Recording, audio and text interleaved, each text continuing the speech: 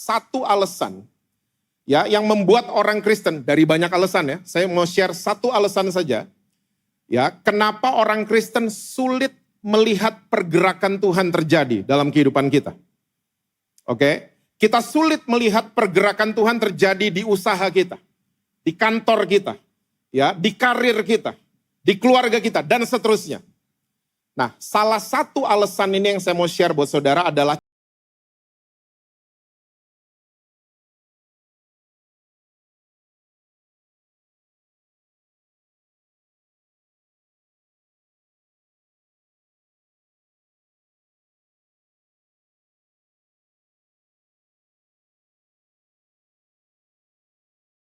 yang kami ambil. Mari malam hari ini bicara buat kami. Terobosi kami Tuhan, tegur kami, koreksi kami. Kami mau Tuhan kami keluar dari ruangan ini, kami menjadi pelaku-pelaku firman-Mu. Bahkan kami mengalami perjumpaan pribadi dengan Tuhan Yesus. Mari Roh Kudus Engkau ambil alih.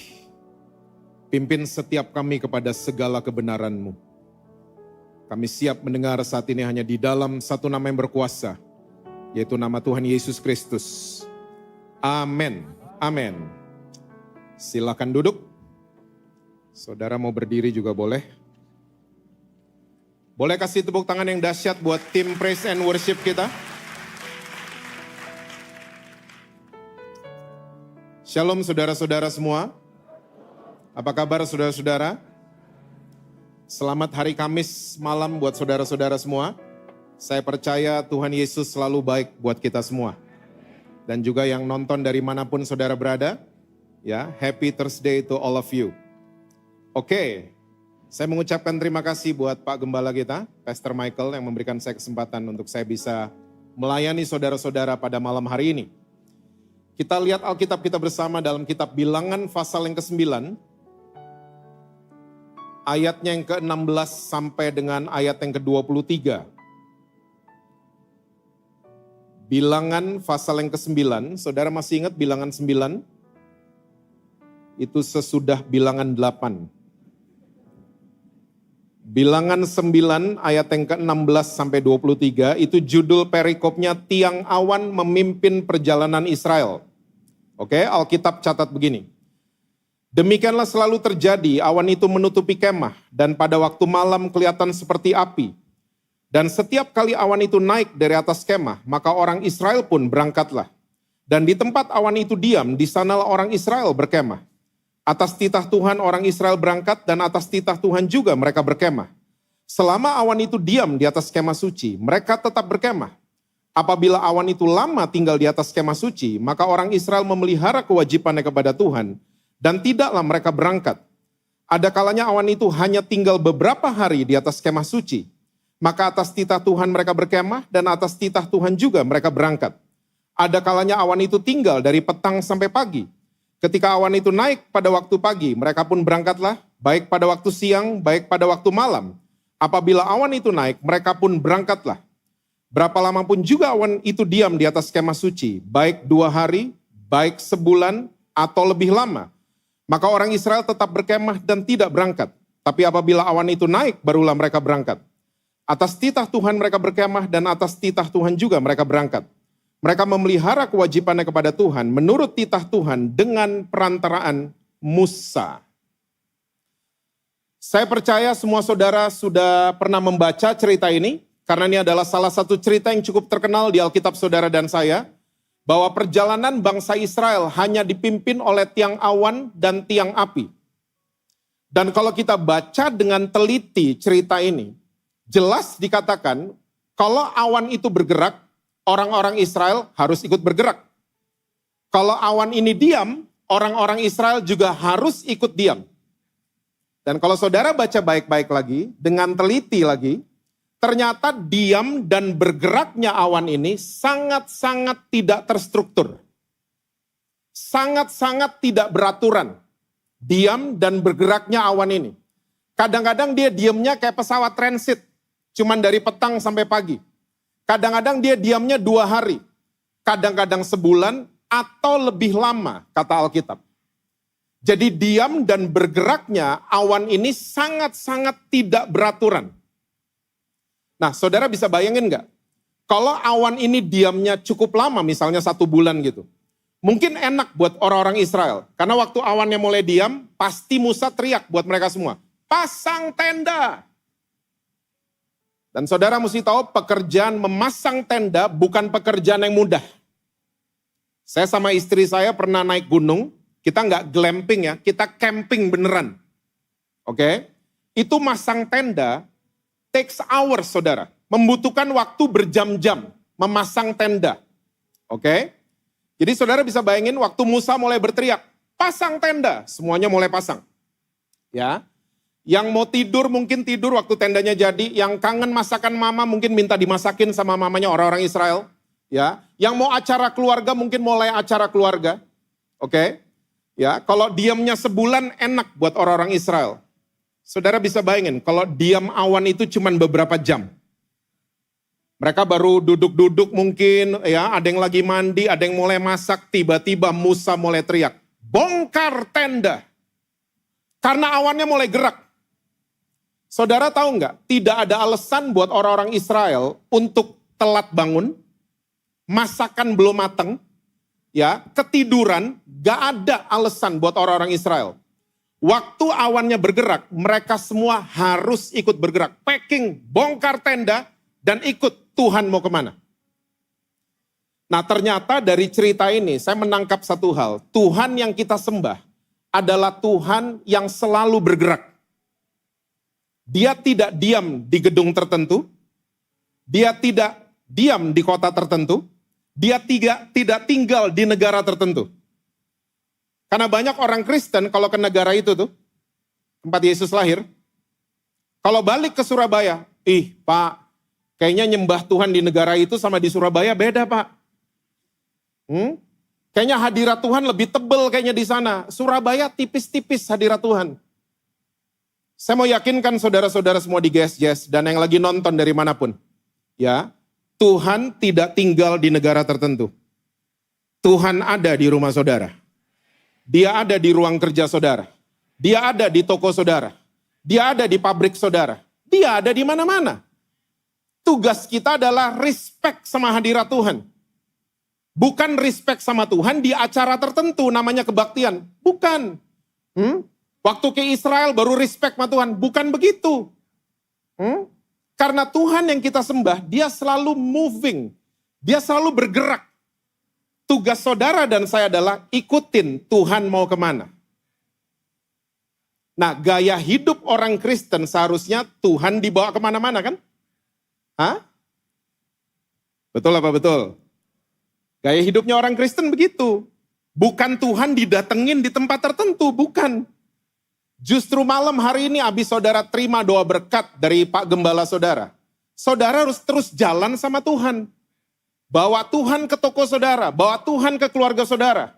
Bawa Tuhan ke adik saudara, ke anak saudara yang belum mau terima Tuhan Yesus. Itu gaya hidupnya orang Kristen. Kita harus ikutin Tuhan mau kemana. Nah malam hari ini saya mau share buat saudara satu alasan ya yang membuat orang Kristen, dari banyak alasan ya, saya mau share satu alasan saja. Ya, kenapa orang Kristen sulit melihat pergerakan Tuhan terjadi dalam kehidupan kita. Oke, kita sulit melihat pergerakan Tuhan terjadi di usaha kita, di kantor kita, ya, di karir kita, di keluarga kita, dan seterusnya. Nah, salah satu alasan ini yang saya mau share buat saudara adalah cara kita berpikir tentang ibadah. Coba, kita orang Kristen kalau dengar kata ibadah, apa yang mendarat di kepala kita? 3 lagu cepat, 2 lagu pelan, khotbah, pengumuman, ya, persembahan, doa berkat. Kita selalu kalau dengar kata ibadah yang mendarat di kepala kita, kalau saya boleh singkat, kebaktian. Itu yang mendarat di kepala kita. Dan kita berpikir, ya, dengan ikut kebaktian, saya udah cukup beribadah sama Tuhan. Saya rajin kok, gak pernah absen. Bagus. Tapi tolong ingat mulai malam hari ini. Pengertian ibadah bukan saja kebaktian aja. Tolong ingat baik-baik. Ibadah tuh bukan cuman kebaktian aja loh. Hah? Dan akhirnya kita terjebak dengan rutinitas. Oke? Dan saudara mesti tahu di perjanjian lama ternyata Tuhan mulai benci apa yang namanya rutinitas. Yuk kita lihat Amos pasal yang kelima. Amos pasal yang kelima, ayat yang ke-21 sampai dengan ayat yang ke-24. Amos pasal yang kelima, saudara kalau punya judul perikopnya tuh ngeri loh. Ibadah Israel dibenci, ormas. Kalau ibadah kita cuma dibenci ormas, saya nggak takut. Tapi kalau hal ini terjadi, kita patut berpikir ulang. Ya, ibadah Israel dibenci sama Tuhan. Wow. Saya bacain buat saudara, ayat 21 sampai 24 ya. Aku membenci, aku menghinakan perayaanmu, dan aku tidak senang kepada perkumpulan rayamu. Sungguh apabila kamu mempersembahkan kepadaku korban-korban bakaran dan korban-korban sajianmu, aku tidak suka. Dan korban keselamatanmu berupa ternak yang tambun, aku tidak mau pandang. Jauhkanlah daripadaku keramaian nyanyian-nyanyianmu, lalu gambusmu tidak mau aku dengar. Ini dia alasannya, ayat 24. Tetapi biarlah keadilan bergulung-gulung seperti air dan kebenaran seperti sungai yang selalu mengalir. Ternyata waktu orang Israel ibadahnya cuman sifatnya rutinitas, Tuhan mulai gak suka. Karena apa? Tidak ada kebenaran Tuhan di sana. Tidak ada keadilan Tuhan di sana. Mereka cuman rutin. Mereka cuman emosi. Nah ini dia, hati-hati. Ya, dan ini sampai hari ini masih terjadi. Cuman GSJS yang gak ada. Banyak orang Kristen kalau kebaktian emosi. Hah? Kita mau berubah karena dengar dentuman sound system. Kita mau berubah. Emosi ternyata yang mau berubah, pikiran gak pernah berubah. Kita dengar lagu pelan di kebaktian, mirip sama lagunya drakor. Kita langsung di tempat kebaktian, saya mau ampuni suami saya. Saya mau ampuni istri saya. Karena apa? Emosi. Tolong ingat baik-baik, guys. Hari ini ada fenomena yang cukup mengagetkan saya dan ini cukup mengerikan. Ada fenomena namanya emotions as destination. Emosi itu jadi tujuan. Ingat baik-baik, emosi itu tempat transit, bukan tujuan akhir. Saya ulang ya, emosi itu tempat transit, bukan tujuan akhir. Tapi hari ini orang-orang emosi jadi destinasi, jadi tujuan. Semua dikuasai sama emosi. Yang muda-muda yang datang, belajarlah dari generasi saya sama generasi orang tua saya. Mereka selalu bergerak dengan tujuan. Sampai di tujuan, baru mereka happy. Hah? Sekarang enggak. Sekarang banyak orang enggak punya tujuan, karena emosi jadi tujuan. Jalan dikit enggak suka, ganti tujuan. Hah? Kebentur apa, ganti lagi tujuan. Yang penting emosi senang. Saya dari dulu, saya olahraga tuh cuman badminton, basket, sama sepeda. Dari dulu. Oke? Mau kayak apa, ada apa terjadi, olahraga saya cuman 3 ini. Hari ini semua orang olahraga demi konten. Hah? Di GSJS nggak ada, makanya saudara kelihatan bingung. Demi konten doang. Sampai ada joki Strava. Yang goes-goes pasti ngerti. Ya, joki Strava. Olahraga cuman mau muasin emosi. Wah, Strava gue keren. Hah? Wah, gue ikutan lari sekarang. Ya, wah, gue ikutan goes sekarang. Wah, helm gue paling mahal sekarang. Cuman emosi mau dipuaskan. Dan yang mengerikan, emosi masuk ke rumah tangga. Saudara pernah dengar poligami? Sini yang pernah dengar. Sini belaga nggak tahu kayaknya. Saya pindah sini aja. Poligami itu ada kan ya di perjanjian lama. Ya. Nah sekarang yang saudara mesti waspadai adalah ada fenomenal namanya poliamori. Apakah poliamori itu? Pria dan wanita menikah, tapi emosi jadi tujuan. Ya, jadi waktu suaminya ngomong gini, saya kayaknya mau ke Bali, tapi kayaknya nggak cocok jalannya sama kamu. Saya mau jalannya sama mantan saya waktu SMA. Dan istrinya setuju. Istrinya juga sebaliknya. Saya kayaknya mau ke Jakarta, mau jalan-jalan di Plaza Indonesia. Kayaknya nggak cocok jalannya sama kamu. Saya lebih cocok jalan sama mantan saya waktu kuliah dulu. Dan suaminya agree. Ini yang disebut dengan poliamori. Hati-hati. Ini udah ada di mana-mana, termasuk di Indonesia. Karena apa? Emosi yang menguasai kita. Emosi, bukan tujuan lagi. Ingat baik-baik, emosi hanya tempat transit. Bukan tujuan akhir. Ya, saudara mungkin lagi emosi apa? Mungkin khawatir lah, takut lah, sedih lah. Itu cuman transit. Itu enggak selamanya. Nanti tujuan akhirnya segala sesuatu dibuat baik sama Tuhan nanti. Tujuan akhirnya. Jangan emosi-emosi, emosi pindah kanan, emosi pindah kiri. No. Ya, emosi itu bukan tujuan. Emosi hanya tempat transit. Orang Israel, waktu mereka cuman emosi ibadah sama Tuhan. Tuhan mulai gak suka. Nyanyian mereka cuman emosi. Kumpulan raya mereka cuman emosi saja. Akhirnya mereka terjebak dengan rutinitas. Dan akhirnya mereka gak pernah menghidupi kebenaran dan keadilannya Tuhan.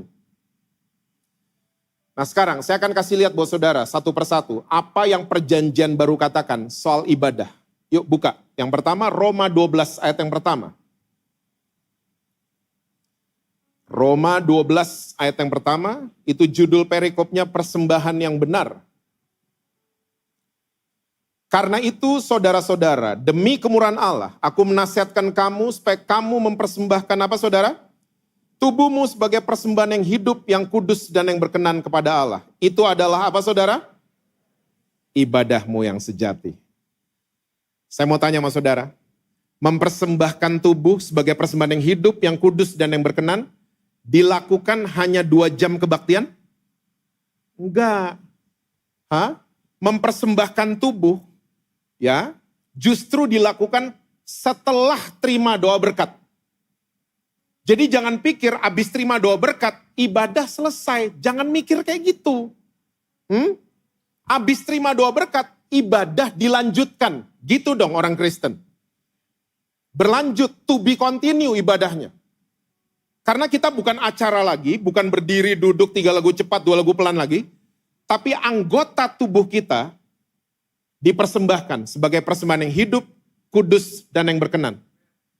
Ingat ya saudara, di perjanjian lama, persembahan itu selalu mati. Betul? Burung tekukur, domba, ya. Di perjanjian baru yang diminta ternyata persembahan yang hidup, living sacrifice. Bukan binatang lagi, tapi saudara dan saya. Persembahan yang hidup. Persembahkan setiap anggota tubuh kita. Sebagai persembahan yang hidup, yang kudus, dan yang berkenan. Itu adalah ibadahmu yang sejati. Pakai tangan untuk kasih makan keluarga kita. Amin pria-pria. Pakai kaki kita ya untuk melayani Tuhan. Pakai bibir lidah kita untuk memberkati anggota keluarga kita. Kok di sini hilang aminnya? Oke. Pakai bibir kita untuk memberkati anak-anak kita. Saya di Jakarta banyak melayani kaum LGBT. Ternyata banyak LGBT yang terluka karena verbal abuse. Tolong ingat baik-baik, verbal abuse lebih mengerikan daripada physical abuse. Saya dan istri saya, kita lagi melayani seorang perempuan. Kalau ngelihat sekelebat, udah kayak laki, saudara. Ternyata dia dari kecil, tidak pernah dilindungi sama papanya. Dari 4 SD sampai 2 SMP, papanya kalau keluar rumah, mereka tinggal bukan di daerah perumahan. Di daerah yang rame di kota Jakarta. Dan kalau papanya pergi, papanya nggak pernah gembok pintu pagar. Nggak pernah. Dibuka aja begitu. Saudara tahu, ya dari kelas 4 SD ini anak perempuan, sampai 2 SMP, laki-laki berganti-gantian masuk setiap hari, perkosa ini anak. Dia bilang sama kami, Pastor, saya mau berubah. Tapi saya disentuh sama laki, gak ada rasanya. Gak ada rasanya sama sekali. Saudara, perempuan ini dari kecil suka direndahkan sama papanya sendiri. Kamu anak blow on, kamu anak bego, dan lain sebagainya. Verbal abuse. Saya ketemu wanita cantik banget, wangi banget, tapi ternyata bukan cewek, dia cowok ternyata. Waktu ngomong baru ketahuan, halo pastor, baru ketahuan. Ternyata dia terluka dari kecil karena papanya selalu ngomong, papa maunya anak perempuan, bukan kamu. Verbal abuse. Dia terluka. Makanya jadi begitu. LGBT yang ada di Indonesia, 90% ya penyebabnya adalah ketiadaan figur ayah di rumah. Kita orang Kristen jangan suka menyerang akibat. LGBT cuman akibat. Sebabnya yang harus dibenerin. Jangan suka menghakimi akibat. LGBT cuman akibat. 90% di Indonesia ya karena fatherless issue. Ibu Khofifah, saudara tahu Ibu Khofifah? Waktu dia menjabat, nggak ada yang tahu ya? Waktu dia menjabat Menteri Sosial, ya, dia udah buka data. Indonesia adalah negara fatherless nomor 3 terbesar di dunia. Dia udah buka data. Coba, gereja tanggap nggak sama gini-ginian? Kulturnya orang Indonesia begitu soalnya. Kalau pria dan wanita menikah, ya suami selalu ngomong gini, sayang kamu urus anak-anak, aku yang cari uang. Kulturnya orang Indonesia. Ya, jadi papa itu terlibat sama anak-anak kalau anak-anak lagi punya masalah. Dan papa datang ke anak-anak marah, pukul, hukuman, dan seterusnya. Indonesia. Makanya di Indonesia, anak lagi di kamar, dengar papa batuk di luar kamar, dia nggak mau keluar kamar. Indonesia banget. Mau ngomong sama papa, mesti lewat mama. Fatherless kan kita. Itu kulturnya Indonesia. Papa pulang di pagar tintin gitu. Anak-anak lagi nonton TV, ngibrit ke kamar semua. Bayangin loh, papa baru di pagar, hadiratnya sudah keras sampai ke dalam rumah. Indonesia. Nah ini yang mesti dibenahi. Makanya berkati keluarga kita. Mungkin saudara lagi in the state of, saudara ngelihat anak-anak saudara lagi gak bisa diatur. Tapi berkati anak-anak saudara. Anak saya akan tumbuh menjadi anak yang luar biasa. Dia akan jadi terang dan garam buat generasinya. Gituin, ya, doain terus, jangan dikutukin. Suami jangan, suami gua nih gini. Kalau arisan suaminya diomongin.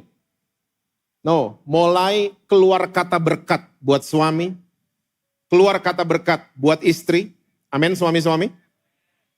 Kok ada suara perempuan? Keluar kata berkat buat anak cucu kita. Itu adalah ibadahmu yang sejati. Mempersembahkan anggota tubuh kita.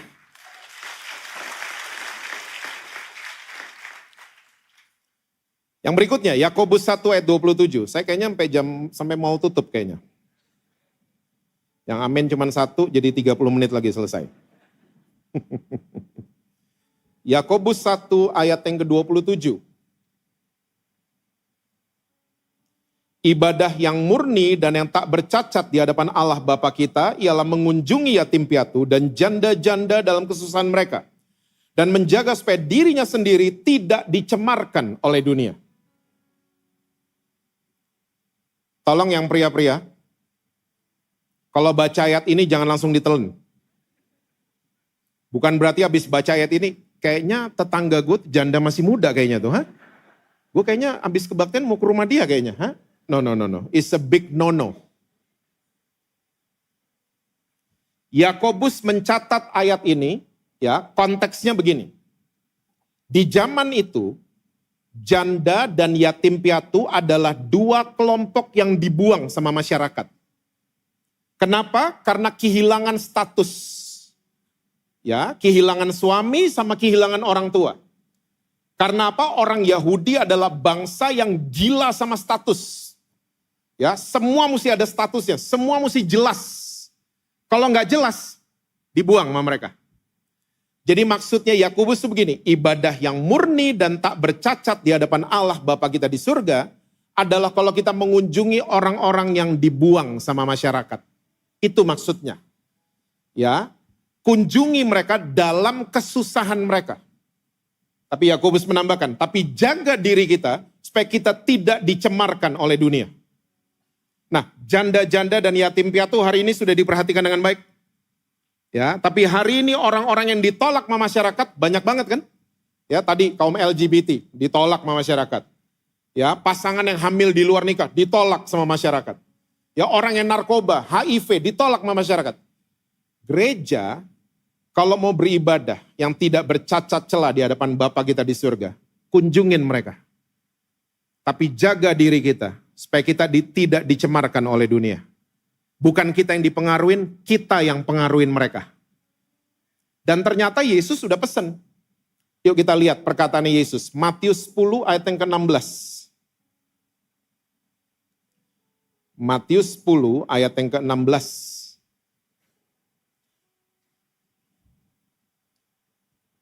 Lihat, aku mengutus kamu seperti domba ke tengah-tengah serigala, sebab itu hendaklah kamu cerdik seperti ular dan tulus seperti merpati. Yesus menyebutkan ada 4 binatang di situ. Dan kalimat pertamanya Yesus ini enggak banget. Ya, lihat aku mengutus engkau seperti domba ke tengah-tengah serigala. Enggak mungkin. Dombanya mati pasti. Ini mission impossible banget. Karena saudara mesti tahu, domba adalah ciptaan Tuhan yang paling lemah. Semut masih lebih kuat loh dari domba. Semut itu kalau teamwork, kue bisa diangkat, remahnya maksudnya. Bukan satu loyang. Tapi semut itu lebih kuat dibanding domba.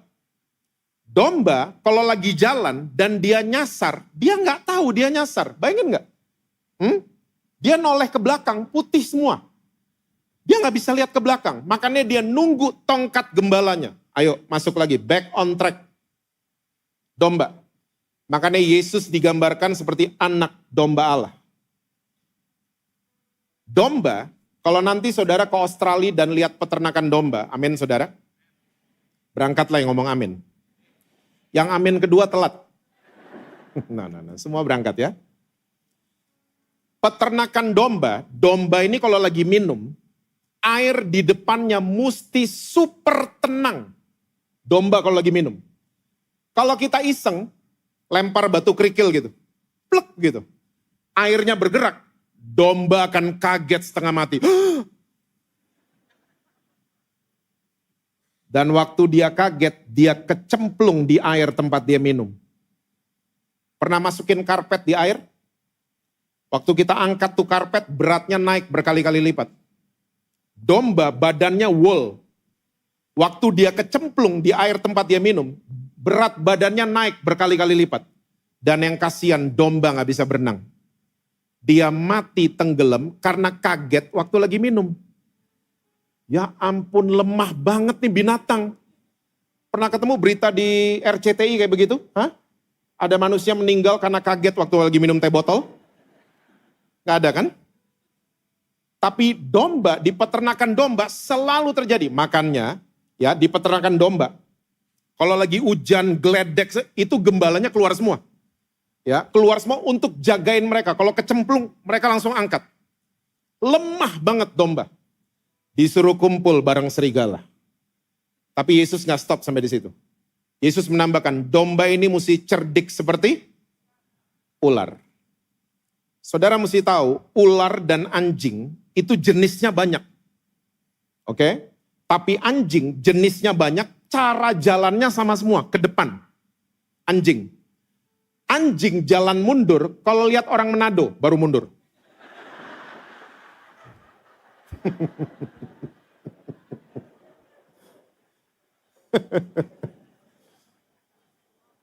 Takut ditoki.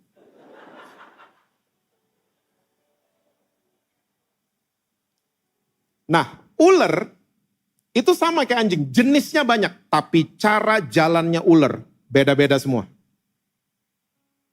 Ular padang pasir, namanya rattlesnake. Karena medannya pasir, dia cara jalannya kepala sebelah kanan, ekornya sebelah kiri. Jalannya begini. Ular naik pohon, karena medannya pohon, dililit dulu pohonnya sampai dia tiba di atas. Ular sawah, karena medannya tanah, licin sekali, dia jalannya pelan-pelan.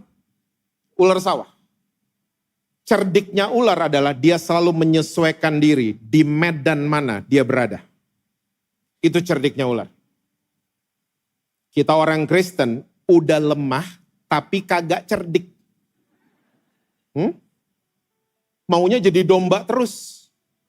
Gak pernah cerdik kayak ular. Menyesuaikan diri di mana kita berada. Kita gak bisa menyesuaikan diri. Saya ngelihat sekarang, saya tuh suka ngerasa kayak iPhone 6, saudara. Saya berada di tengah-tengah iPhone 1 dan iPhone 15. Orang tua, anak muda, itu maksudnya. Saya kayak di tengah-tengah. Orang tuanya datengin saya, anak mudanya datengin saya. Ya, orang tuanya nggak ngerti medan yang sedang dilalui sama anak-anaknya. Pak, anak saya TikTokan terus. Ternyata waktu dicek anaknya lagi making money dari TikTok Live. Orang tuanya nggak ngerti. Nggak mau cerdik. Nggak mau duduk sama anak-anaknya and get the understanding. Kita sering kali begitu. Cuman mau jadi domba doang. Gak mau cerdik seperti ular. Menyesuaikan diri di tempat mana kita berada. Kita ketemu LGBT seringkali, ya ampun. Saya suka sedih kalau orang Kristen ngatain mereka. Kamu ya, bulu matamu makin naik, kamu neraka lantai 7 di bawah. Itu namanya gak cerdik. Saya punya true story buat saudara-saudara. Saya kira-kira 17-18 tahun lalu, saya pernah didatengin sama seorang pendeta dari Manado. Gak pernah ke Jakarta. Dia datang ke rumah saya. Di Jakarta. Dan waktu dia mau datang, dia bilang dia ke Jakarta disuruh sama Tuhan. Wih. Datang, singkat cerita datang. Saya mulai ngobrol. Bapak disuruh kemana? Sebenarnya Tuhan kasih suara spesifik. Saya disuruh ke Jakarta, disuruh ke daerah yang namanya Blok M. Blok M 18 tahun lalu isinya preman semua. Ya, tempat gak aman. Saya mulai, wow, nih Tuhan ada spesifik nih pasti buat Blok M. Lewat orang ini. Nah singkat cerita, besoknya waktu dia udah mandi segala macam, dia mau siap-siap ke Blok M, dia keluar kamar. Dia keluar kamar pakai kemeja, lengan panjang, pakai dasi, dimasukin pakai celana bahan. Saya tanya, Pak, Bapak mau kemana dulu? Oh enggak, langsung ke Blok M katanya. Saya bilang, Pak, kalau ke Blok M dandannya jangan begitu. Karena kalau Bapak dandan kayak begitu, Bapak bisa dicopet, dijambret dan lain sebagainya. Dia bilang gini sama saya, enggak apa-apa, saya kan pendeta, sedap. Dia ngomong gitu sama saya. Saya jelasin lagi, Pak, Blok M tuh daerah gak aman. Dia tetap kekeh, dia bilang, saya hamba Tuhan, dandannya mesti begini. Akhirnya saya dalam hati, oke, you go with peace to Blok M. Saya gak nganterin soalnya, dia pergi sendiri. Singkat cerita, sore hari ada 2 polisi ngebel di rumah saya. Saya keluar, ini rumah Pak Jesse Lantang, betul. Bapak kenal sama Bapak ini. Oh kenal, ada di mana dia? Ada di mobil kami Pak. Saya ngeliat dia babak belur. Dasinya udah gak ada, kemejanya robek, babak belur mukanya. Saya tanya, ada apa? Dia cerita, saya baru ngomong shalom. Sama siapa ngomong shalomnya? Itu ada anak di situ, rambutnya berdiri begini. Pakai anting nyambung ke hidung. Hidung nyambung ke dalam, gak tahu nyambung kemana.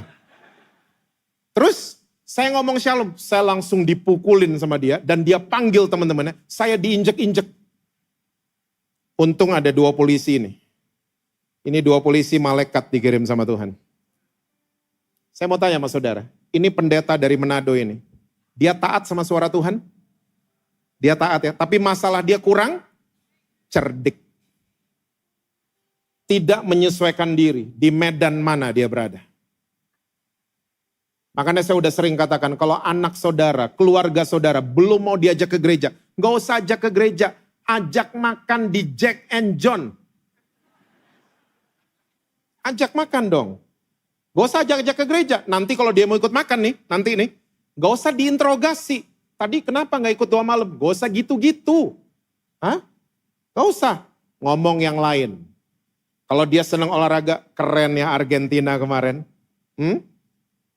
Gak ada yang nonton ya? Hah? Keren banget loh mereka mainnya. Juara. Ya, Boston Celtics keren banget kemarin mainnya. Ngomong gitu dong, mendarat. Kalau ngomong sama keluarga mendarat. Jangan ada sayapnya terus. Berasa kita lebih rohani, dia enggak. Jangan kayak gitu. Menyesuaikan diri di medan mana kita berada. Cerdik. Kalau dia seneng musik, ngomongin musik. Hebat ya Mike Portnoy balik lagi ke Dream Theater. Itu Bon Jovi yang baru bulan lalu keluar, udah denger belum? Oh gak ada yang tahu ya gini-ginian ya.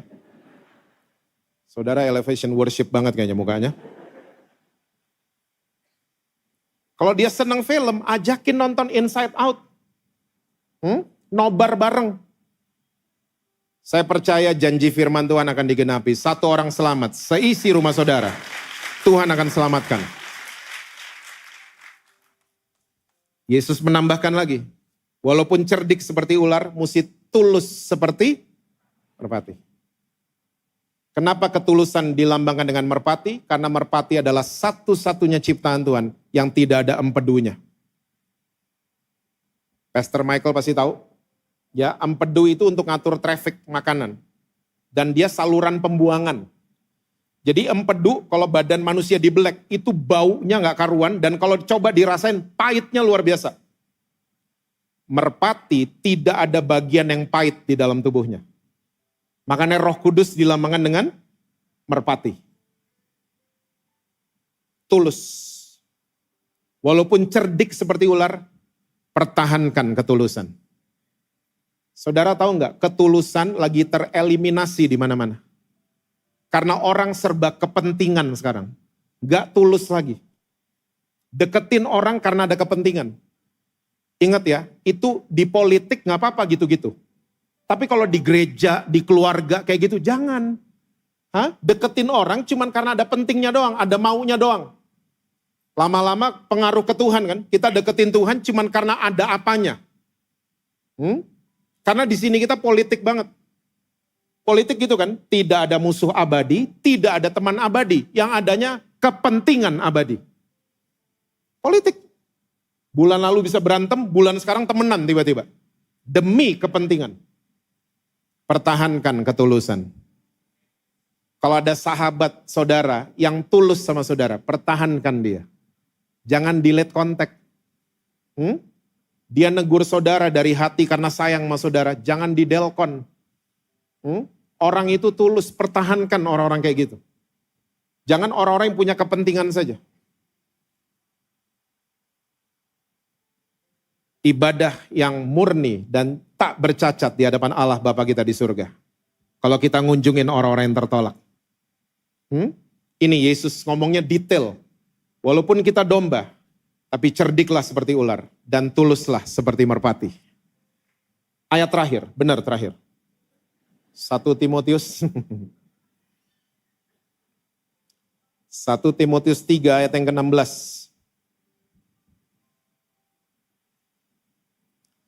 Ini semua catatannya Rasul Paulus adalah semua yang dibuat oleh Yesus. Dan sesungguhnya agunglah rahasia ibadah kita. Dia yang telah menyatakan dirinya dalam rupa manusia, dibenarkan dalam roh yang menampakkan dirinya kepada malaikat-malaikat, diberitakan di antara bangsa-bangsa yang tidak mengenal Allah, yang dipercaya di dalam dunia, diangkat dalam kemuliaan. Itu semua yang dibuat Yesus untuk saudara dan saya. Dan Rasul Paulus mengatakan agunglah rahasia ibadah kita. Saudara, kata ibadah di Alkitab bahasa Indonesia, semua sama ditulisnya, ibadah. Tapi kalau saudara lihat di bahasa Yunani, ternyata Roma 12 tadi, ibadah yang sejati, itu bahasa Yunaninya latreo. Itu akar kata dari liturgi. Jadi saudara ikut kebaktian malam hari ini gak apa-apa. Makanya saya bilang dari awal tadi, ibadah bukan cuman kebaktian saja. Ternyata ada yang kedua, Yakobus 1, treskea bahasa Yunaninya. Itu ibadah yang sifatnya sosial, kita tolongin orang-orang di luar sana. Dalam kesusahan mereka. Dan ibadah level tertingginya orang Kristen, ini yang dicatat Rasul Paulus. Kata ibadah di ayat ini, bahasa Yunaninya eusebia. Kalau saudara lihat Alkitab bahasa Inggris, godliness, Christ-like, Christ image. Ternyata ibadah level tertingginya orang Kristen adalah mengejar keserupaan dengan Kristus setiap hari. Jadi tolong ingat baik-baik saudara. Saudara boleh datang kebaktian. Boleh rajin, itu hal yang bagus. Tapi abis saudara terima doa berkat, lanjutkan ibadah saudara. Jangan pernah berpikir lagi ibadah itu cuma acara. Tapi ibadah adalah gaya hidupnya orang-orang Kristen. Gaya hidupnya saudara dan saya. Saudara anterin mama saudara ke dokter, itu ibadah. Saudara bangun pagi anterin anak-anak sekolah. Jangan pernah komplain, bersungut-sungut. Itu ibadah. Tuhan lihat semuanya. Ya, saya percaya saudara akan lihat pergerakan Tuhan terjadi. Bukan cuma di tempat kebaktian, tapi di rumah saudara. Di tempat usaha saudara. Dan seterusnya. Amin saudara. Tuhan berkati saudara-saudara semua. Selalu sukses, harmonis, dan rekening bank selalu penuh buat saudara.